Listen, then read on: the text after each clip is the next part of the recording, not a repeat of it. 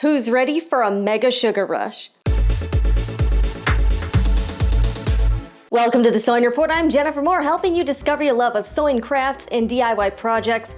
We're going to be doing something a little different in this episode, and that is constructing this Trader Joe's gingerbread house. I love Trader Joe's, and I've been scoping out all of the holiday selections. I'm going to throw some pictures up right now. They've got everything. They've got some peppermints, they've got candy, they've got lots of festive stuff. They got some special holiday wine, but I've really been eyeing up the gingerbread house. They also have ugly sweater cookies, but I had to do the house. I really like this product, and we're gonna be going over it. I'm gonna show you how to put it together, and let me tell you a little bit about it. It's $7.99, which is a very reasonable price for gingerbread houses. I've been scoping out different stores, and this one is actually the least expensive, and it comes with everything you need.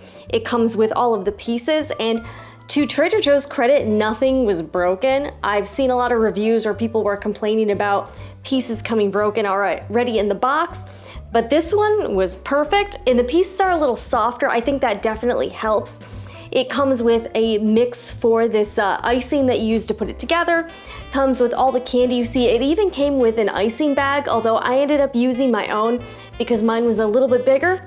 I also used a round icing tip that I already had. It comes with all of the candy people. Isn't this adorable? And it's got everything you need, and the floor actually has holes in it. So because it's an A-frame construction, I think that actually does you a favor. With the traditional houses I've seen, I think they're probably going to be a little more difficult to put together. But because this is basically just the front and the back, you put those in the little grooves, and then you put the roof/walls up. It was a breeze to put together, and it didn't take very long. Actually, the part that took the longest in this process was actually mixing the icing. All you need is 1 egg white, and it does recommend pasteurized eggs, especially if you have kids and you're gonna be eating the icing. You should definitely not use raw, unpasteurized eggs. So I ended up mixing it in my KitchenAid for a while, and that was the thing that took probably about 20 minutes. Then you mix in the powder, and then you add a few drops of either white vinegar or lemon juice, and that makes the icing a little sticky so that your walls stay on and so that it sticks to anything you put it on.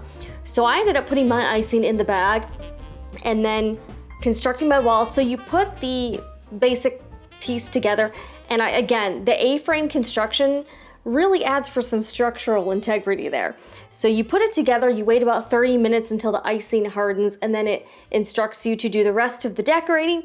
So I kind of followed the box inspiration a little bit. I added a little bit of a little road made of icing. I decorated the tree.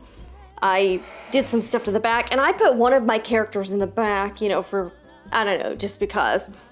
And then I ended up putting some candies on the roof. So I think it turned out really cute. And all in all, it took me about an hour to do. Again, I am an adult. If you do have kids, it's a fun project. Doesn't take a super long time, probably about an hour or so. Dedicate that.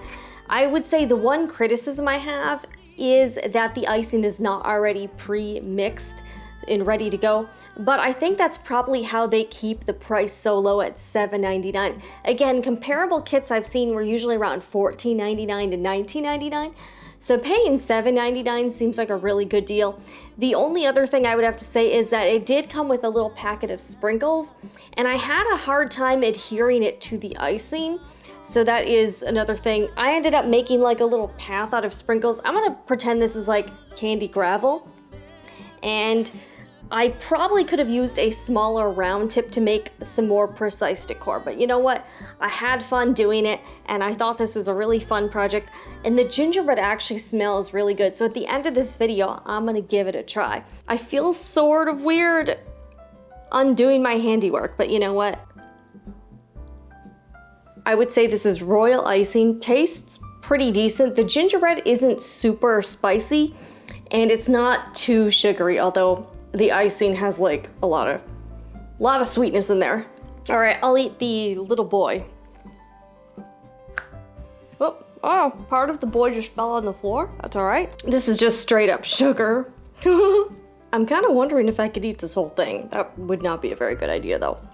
But on my other channel, Jen Talks Forever, I do have a video up where I eat an entire Aldi's chocolate advent calendar. So if you want to see me feeling sick, head over there. I'll link it below and you can watch me be a total glutton. So that's out there, just so you know. This has been quite the tasty experiment. I am glad I decided to go ahead and try this gingerbread house kit.